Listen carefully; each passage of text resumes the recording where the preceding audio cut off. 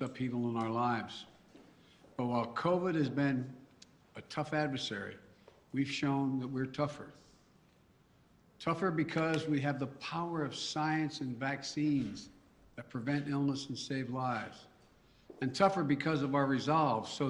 Let me answer some questions that lay out the steps the Vice President and I are taking to prepare for the rising number of cases experts tell us we can expect in the weeks ahead. First, how concerned should you be about Omicron, which is now the dominant variant in this country, and it happened so quickly? The answer is straightforward. If you're not fully vaccinated, you have good reason to be concerned. You're at a high risk of getting sick. And if you get sick, you're likely to spread it to others, including friends and family. The unvaccinated have a significantly higher risk of ending up in a hospital or even dying. Almost everyone who has died from COVID-19 in the past many months has been unvaccinated. Unvaccinated. But if you're among the majority of Americans who are fully vaccinated, and especially if you've gotten the booster shot, that third shot, you have much less reason to worry. You have a high degree of protection against severe illness. But because Omicron spreads so easily, we'll see some fully vaccinated people get COVID, potentially in large numbers. There will be positive cases in every office, even here in the White House, among the vaccinated from Omicron. But these cases are highly unlikely to lead to serious illness. Vaccinated people who get COVID may get ill, but they're protected from severe illness and death. That's why you should still remain vigilant. According to our doctors, even if you're fully vaccinated, you should wear a mask when indoors and in public settings. Wearing a mask provides extra protection for you and those around you. And I know some Americans are wondering if you can safely celebrate the holidays with your family and friends. The answer is yes, you can. If you and those you celebrate with are vaccinated, particularly if you've gotten your booster shot. If you are vaccinated and follow the precautions that we all know well, you should feel comfortable celebrating Christmas and the holidays as you planned it. You know, you've done the right thing. You can enjoy the holiday season. And thanks to the progress on vaccinations this fall, we've gone from nearly 90 million adults in July who had not even started their vaccination process to fewer than 40 million today. Still too many, but down from 90 to 40. All these people who have not been vaccinated, you have an obligation to yourselves, to your families, and quite frankly, I know I'll get criticized for this, to your country. Get vaccinated now. It's free. It's convenient. I promise you, it saves lives. And I honest to God believe it's your patriotic duty. Another question folks are asking is, what can you do to make yourself and your family feel safer and be safer? The answer is simple. Get your booster shot. Wear a mask. Our doctors have made it clear. Booster shots provide the strongest of protections. Unfortunately, we still have tens of millions of people who are eligible for the booster shot but have not yet gotten it. They've gotten the first two shots, but have not gotten the booster. Folks, the booster shots are free and widely available. Over 60 million Americans, including 62% of eligible seniors, our most vulnerable group, have gotten their booster shots. I got my booster shot as soon as they were available. And just the other day, former President Trump announced he had gotten his booster shot. Maybe one of the few things he and I agree on. People with booster shots are highly protected. Join them. Join us. It's been 6 months or more since my second shot. If it's been 6 months or more for your second shot when I got my booster, you can get yours today. It's been 6 months or more since your second shot. Another question that folks are asking is, are we going back to March 2020? Not this last March 2021, but March 2020, when the pandemic first hit. That's what I keep getting asked. The answer is absolutely no. No. There are three big differences between then and now. Number one, first one, more than 200 million Americans have been fully vaccinated. In March 2020, no one was fully vaccinated. What that means is today, a case of COVID-19 for fully vaccinated and boosted person will most likely mean no symptoms or mild ones similar to the common respiratory viruses. Over 200 million Americans should have the peace of mind that they did not have in March of 2020. They're protected from hospitalization, and they're protected from death. Second point, we're prepared today for what's coming. In March of 2020, we were not ready. Today, we stockpiled enough gowns, masks, and ventilators to deal with the surge of hospitalizations among the unvaccinated. Today, we're ready. And as I'll explain in a few minutes, we're going to be reinforcing our hospitals, helping them.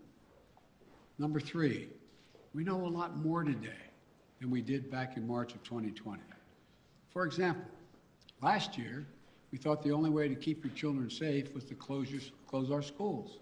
Today, we know more and we have more resources to keep those schools open. You can get 5 to 11-year-olds vaccinated, a tool we didn't have until last month. Today, we don't have to shut down schools because of a case of COVID-19. Now, if a student tests positive, other students can take the test and stay in the classroom if they're not infected, rather than closing the whole school or having to quarantine. We can keep our K through 12 schools open. That's exactly what we should be doing. So folks, let me summarize. We should all be concerned about Omicron, but not panicked. If you're fully vaccinated, and especially if you got your booster shot, you are highly protected. And if you're unvaccinated, you're at a higher risk of getting severely ill from COVID-19, getting hospitalized, and even dying. So the best thing to do is get fully vaccinated and get your booster shot. And no, this is not March of 2020. 200 million people are fully vaccinated. We're prepared. We know more. We just have to stay focused. So that's where we stand. Now let me tell you about the additional steps I'm ordering today to take on what is coming. I know you've heard a lot of this in the news already this morning. 3 weeks ago, I laid out a COVID-19 action plan for this winter that prepared us for this moment. Today, we're making the plan even stronger. First, we're setting up our vaccination and booster efforts. We're stepping it up significantly. In the past 2 weeks, we've seen the highest vaccination rates since last spring. And we aren't as vaccinated as a country as we should be, though. That's why we have added 10,000 new vaccination sites on top of the 80,000 sites that we already had in place. And even more will open in January. I know there's some parts of this country where people are very eager to get their booster, where it's harder to get an appointment, So starting this week, I'll be deploying hundreds more vaccinators and more sites to help get the booster shots in people's arms. I've ordered FEMA, the Federal Emergency Management Agency, to stand up new pop-up vaccination clinics all across the country where you can get that booster shot. We've opened, we've opened FEMA vaccination sites in Washington State and New Mexico recently as cases have increased. And today, I'm directing FEMA to stand up new sites in areas where there is a high demand.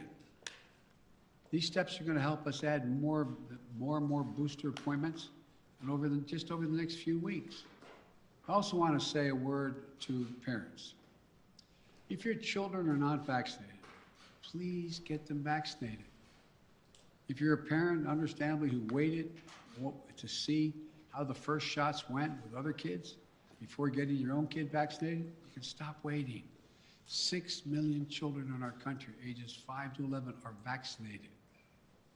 Get your children protected today, now. For those parents out there who have a child that's too young to be vaccinated, that is under the age of 5, I know this can still be a scary time. But one thing you can and must do while we await vaccines for children under 5, get yourself fully vaccinated and boosted, as well as those around you, your children, your caregivers, your siblings. It's critical to mask up in public indoor places. We know that our youngest children have only rarely been impacted by serious COVID-19 cases, but they can be further protected if they're surrounded by vaccinated people. And again, to folks who are not vaccinated, you might think you're putting only yourself at risk,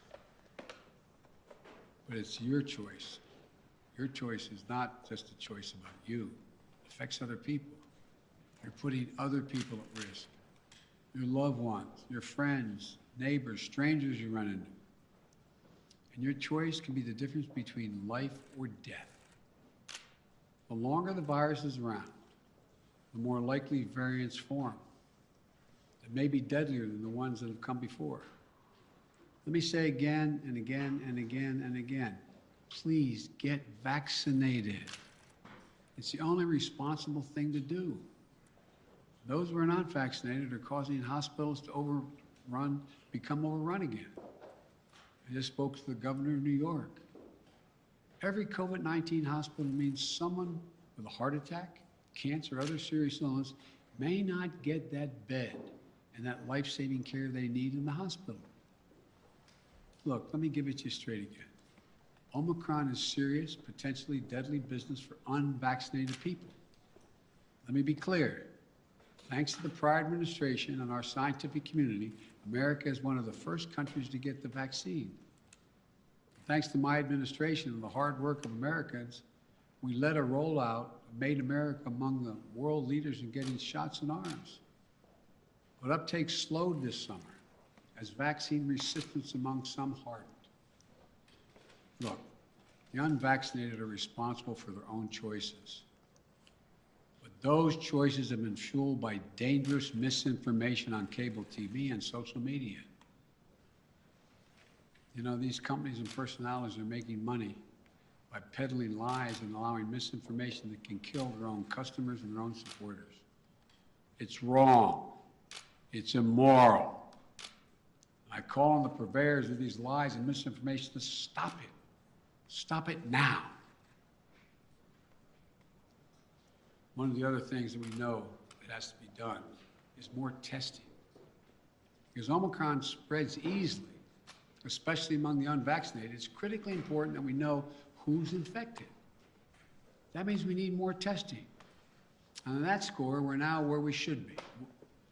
Yes, we have over 20,000 free testing sites. Yes, we've used the Defense Production Act and spent $3 billion to greatly expand the number of at-home tests available for purchase online and at your local pharmacy. And yes, we made sure insurance covers the PCR tests you get in the hospital or at your doctor's office. But starting next month, private insurance will also cover at-home testing. So you can order a test online and get reimbursed. We're providing access to free at-home tests for those who may have insurance as well, may not have insurance, I should say, as well. But it's not enough. We have to do more.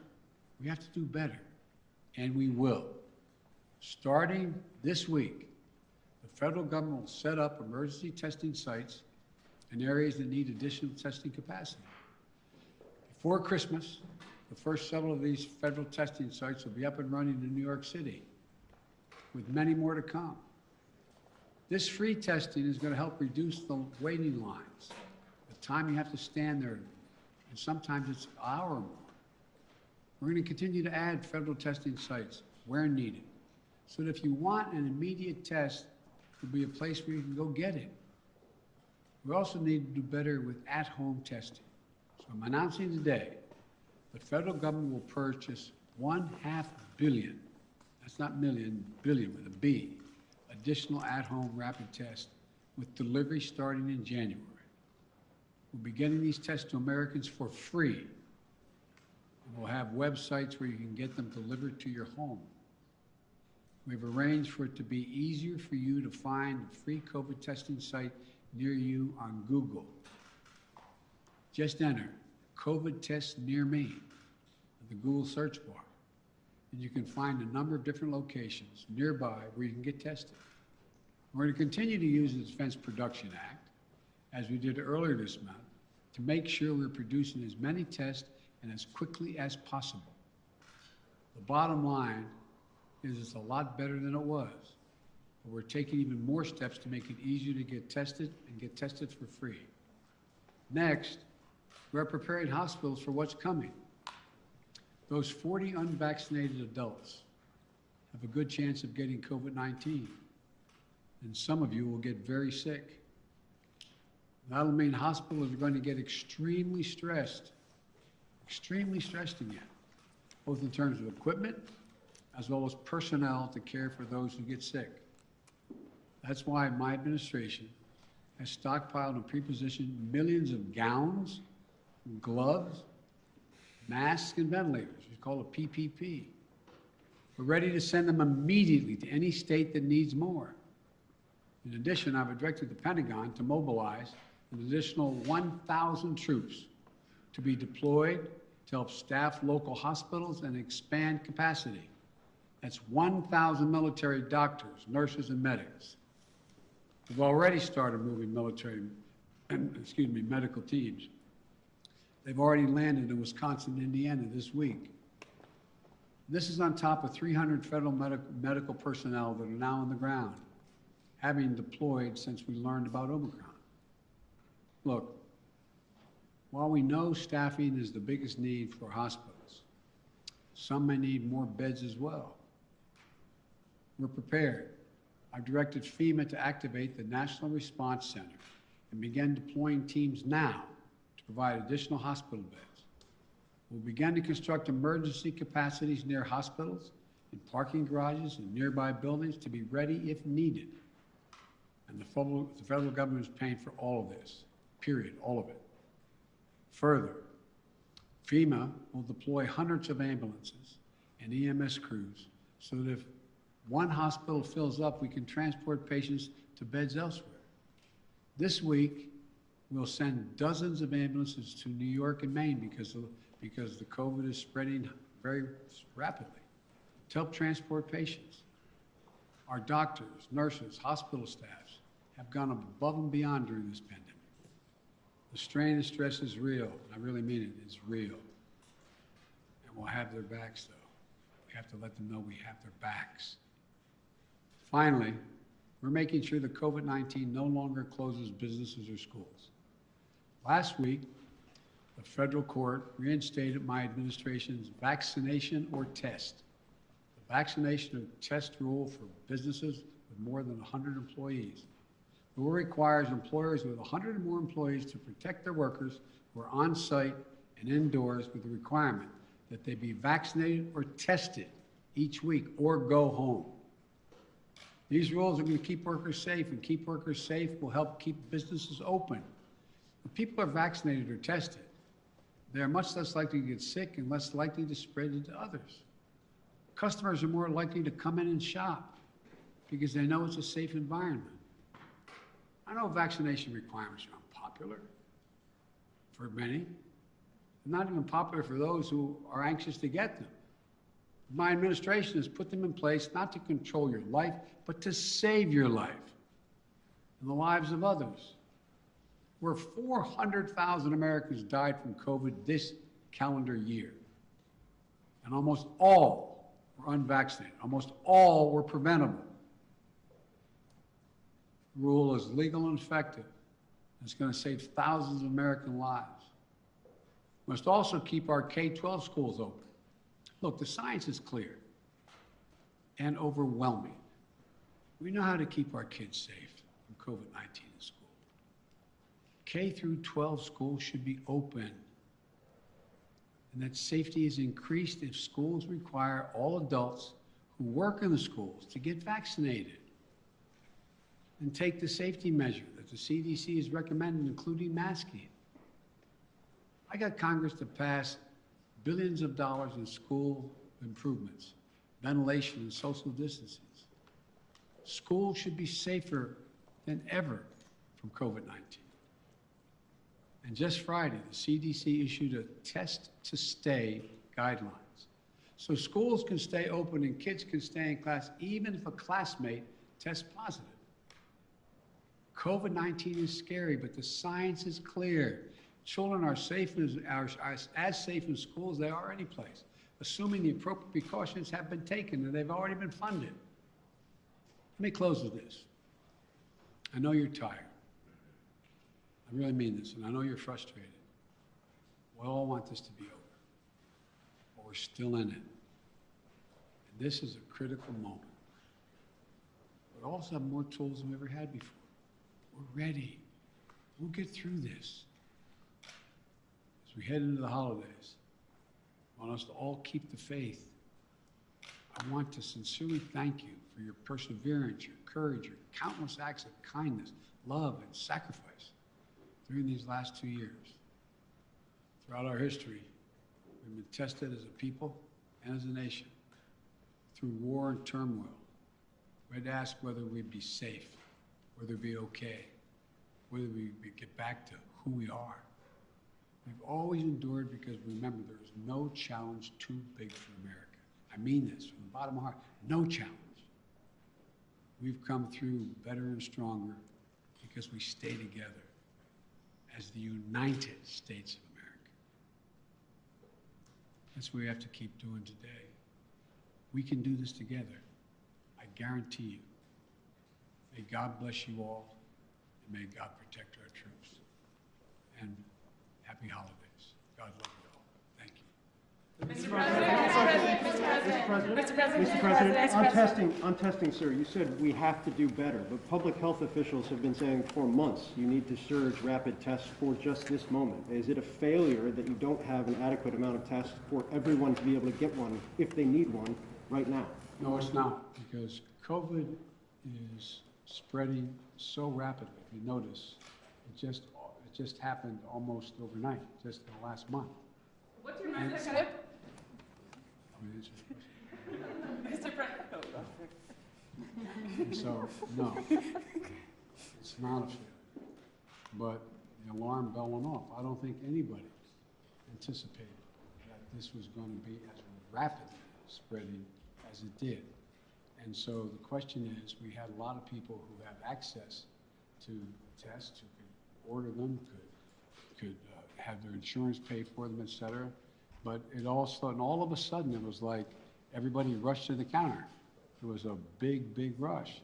And I knew that was coming, so what I tried to do is meet with the companies and use the Defense Production Act to get 500 million more tests and figure out how to get them to their homes, get them on the shelves in the store. I mean, so that's what it's all about. Yes. Mr. President, what's your message to Americans who are trying to get tested now and who are not able to get tested and who are wondering what took so long to ramp up testing? Come on, what took so long? That's what I'm hearing that from people who are trying to get tested now before the holidays. Well, what took so long, it didn't take long at all. What happened was the Omicron virus spread even more rapidly than anybody thought. If I had told you 4 weeks ago that this would spread by a day-to-day basis, it would spread by 50, 100%, 200%, 500%. I think you would have looked at me and said, Biden, what are you drinking? But that's what it did. Now, we don't know what's going to happen from here. It looks there's some evidence that in South Africa, where a lot of this started, that it's dropping off quickly, too. We don't know. But I do know that we're not going to be in a position, like I said, when remember we were having a problem with masks and gowns and the like? I said, I promise you. Remember the criticism? I got questions from some of you. Why are you still paying for all these masks and gowns? Why are you stockpiling this? Because we don't know. Turns out we're going to need it. In the back, and then... Does it work, sir? And will you reverse the travel ban now that Omicron is so prevalent here in the U.S.? I'm considering reversing. I'm going to talk with my team in the next couple of days. Look, remember why I said we put the travel ban on, is to see how much time we had before it hit here so we could begin to decide what we needed by looking at what's happening in other countries.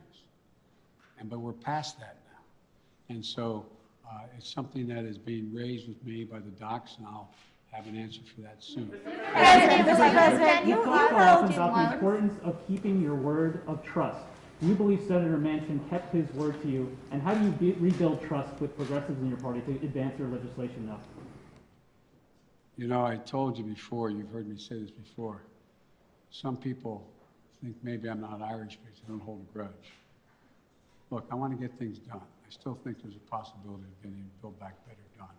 What I don't want to do is get into, and Joe went on TV today, and I don't know whether it's TV or not, I'm told he was speaking to the Liberal caucus in the House and said, Joe Biden didn't mislead you, I misled you. And so look, I'm not looking for, let me say something. You saw what happened yesterday. All the talk about how my Build Back Better plan was going to increase inflation, going to cause these debts and all the like. What happened? Goldman Sachs and others said, if we don't pass Build Back Better, we're in trouble because it's going to grow the economy. Without it, we're not going to grow. And what happened? Stock prices went way down. It took a real dip. If you take a look, everybody thinks because I quoted 17 Nobel laureates saying this is going to help inflation. Think about it in terms of you're a hard-working person and you're making 60 grand if you're alone, if your mom are just on her own, or if you're making 80 grand, mom and dad 90 grand like a lot of people do, and you're worried about inflation, you should be worried about it because it's a devastating thing for people who are working class and middle class folks. It really hurts. Where is most of the cost now? The cost is finding in gasoline, even though I was able to bring it down 12 cents a gallon, will come down more, I believe. We talked about what the cost in food prices going up, et cetera. But look what's in Build Back Better. Child care. You can reduce it by up to 70%. That'll be the difference between 20 million women who aren't back in the workforce being able to go back if you pass it. We're talking about health care, insulin. In a situation, we got 200,000 kids with type 1 diabetes. You know what it's costing? It cost somewhere between 10 cents and $10 to come up with a formula, okay? A while ago, right? You know what it's costing on average? $560, $640 a month, up to $1,000 a month. What do you do if you're a mom and a dad working with minimum wage, busting your neck? You look at your kid, and you know if you don't get that vaccine for him, if you don't get that drug for him, if you don't get be able to take that, what happens? They're likely to go into a coma, maybe die.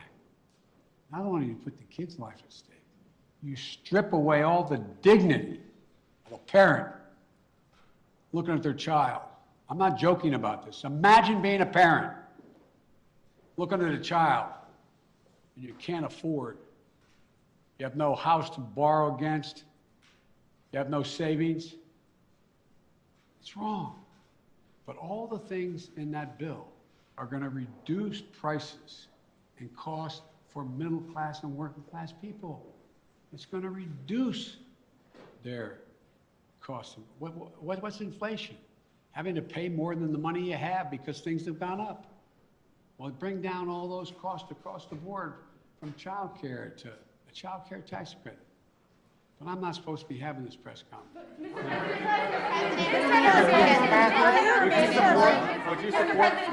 Mr. President, did Senator Manchin break his commitment to you? When you announced the framework, the White House says that all 50 senators were believed to get behind it, all 50 Democratic senators. So did Senator Manchin break his commitment to you?